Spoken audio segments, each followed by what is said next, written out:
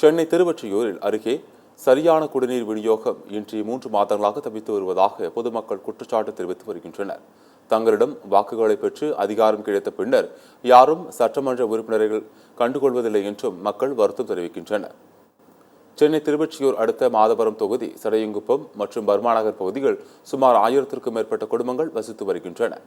இங்கு கடந்த 3 மாதங்களாக குடிநீர் பற்றாக்குறை ஏற்பட்டு மக்கள் கடுமையாக பாதிக்கப்பட்டு வருவதாக கூறப்படுகின்றது.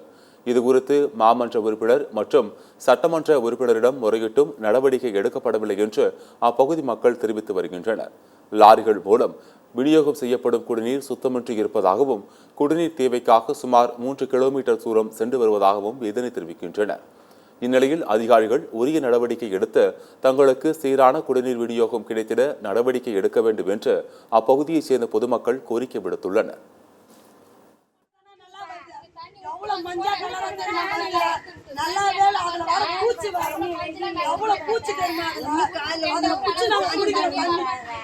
ரொம்ப கஷ்டமா இருக்குது.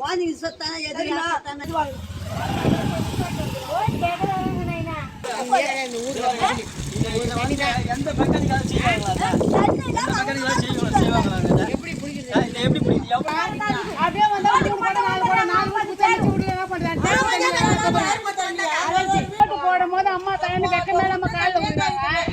ஓட்டு போட்டு முடிச்சோடனே டாடா காமிச்சிட்டு போயிடறாங்க. ஒருத்தர் வர இருக்கும் அந்த ஊர் கவுன்சிலரு, பூமியில தண்ணி இல்லம்மா அப்ப நீ அப்படி குடிச்சிட்டு வேலைன்னு சொல்லிமா வர பூமியில தண்ணி இல்லம்மா நீ எதுக்கு ஒரு கவுன்சிலர்